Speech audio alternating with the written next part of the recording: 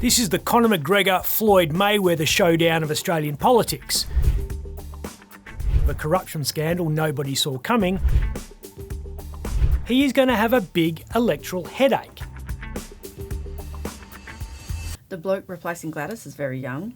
Yeah, this guy wasn't old enough to drink when the GST came in, and now he's acting like he's an authority on how New South Wales is getting a raw deal. Dominic Perrottet, the family-friendly Doogie Howser of politics, is going to be a massive pain in Mark McGowan's ass for as long as they are both premiers. This is the Conor McGregor Floyd Mayweather showdown of Australian politics.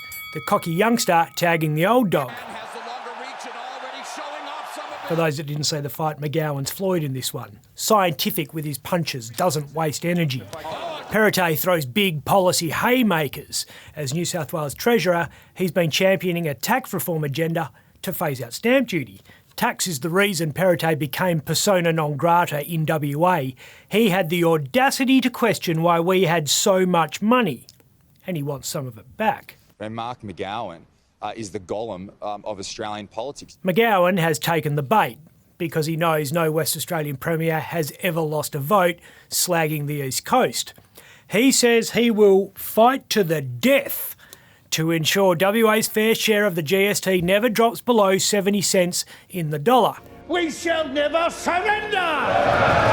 McGowan and Perrottet are pitching themselves as arch enemies, but they actually have a lot more in common than you'd think, even though Perrottet is a Liberal who's very religious and often linked to the Opus Dei branch of Catholicism. They were both born in New South Wales, McGowan in Newcastle and Perrottet in the glitzier area of West Pennant Hills. They became leaders of their parties quite young.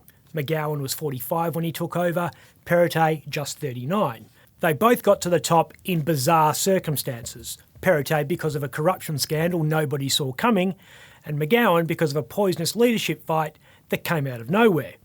In 2012, back when we had an emperor instead of a state daddy, the ALP was led by Eric Ripper, who was getting pummeled by nerdy Premier and keen angler Colin Barnett. We've forgotten it, but we loved Colin then almost as much as we love Mark now. You like me! Voters are fickle.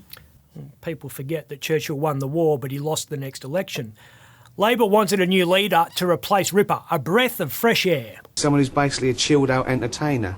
Ben Wyatt thought he had the numbers, but when he formally challenged, his support evaporated. What do you mean isolated?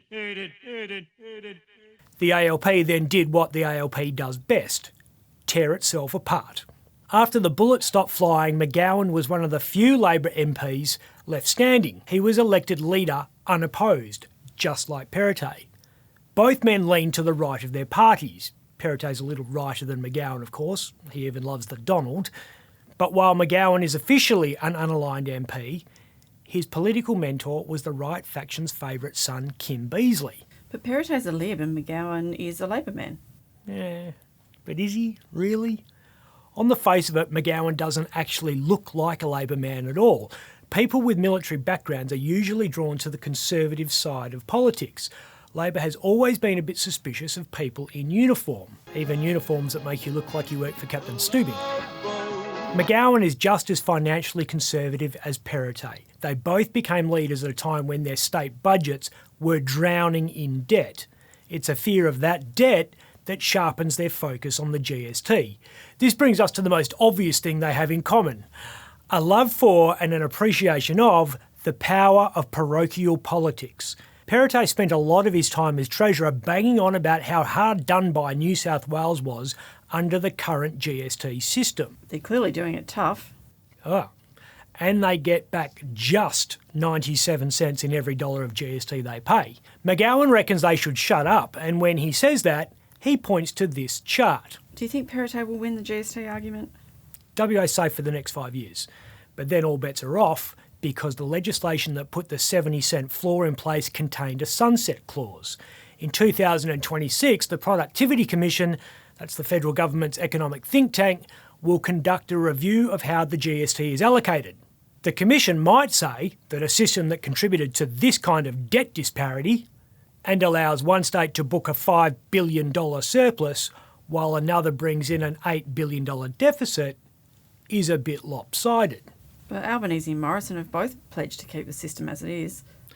You reckon Morrison's going to be Prime Minister in 2026?